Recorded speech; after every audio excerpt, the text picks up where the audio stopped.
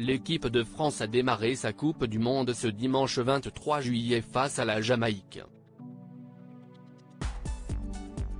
Une rencontre qui s'est soldée par un match nul et après la rencontre, une ministre française a tenu à les saluer sur Twitter, mais ces deux erreurs ne sont pas passées inaperçues. La Coupe du Monde féminine vient de se lancer du côté de l'Australie et de la Nouvelle-Zélande. Une compétition que rêvent de remporter les joueuses de l'équipe de France et leur sélectionneur, Hervé Renard. Pour ce faire, les Bleus devaient l'emporter face à un adversaire supposé moins fort, la Jamaïque. Malheureusement, les coéquipières de Wendy Renard n'ont pas su faire la différence et repartent avec un triste match nul. Un mauvais résultat, surtout quand on sait qu'elles doivent désormais affronter les redoutables brésiliennes. À la suite de cette rencontre, Bérengère Couillard, actuellement ministre chargée de l'égalité entre les femmes et les hommes et de la lutte contre les discriminations, a tenu à saluer l'entrée en jeu des Françaises dans la compétition.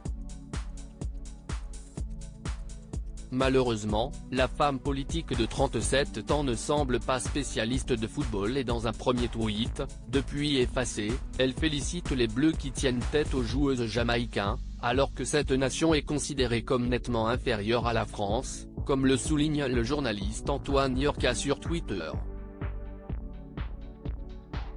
Après avoir effacé son message initial, Bérengère Couillard s'essaye une seconde fois, mais là encore, elle commet une belle erreur en citant l'ancienne sélectionneur des tricolores. Des erreurs qui ne passent pas inaperçues comme le rappelle Corinne Diacre, il n'y a jamais de groupe facile, peut-on lire. Cette dernière n'est plus à la tête des Bleus depuis plusieurs semaines maintenant, remplacée juste avant la Coupe du Monde par Hervé Renard. Là encore, la ministre a préféré supprimer son erreur avant de refaire un dernier tweet plus convenable. Repérées par plusieurs internautes, les confusions de Bérengère Couillard ont suscité pas mal de moqueries sur Twitter et beaucoup lui reprochent sa méconnaissance du sujet.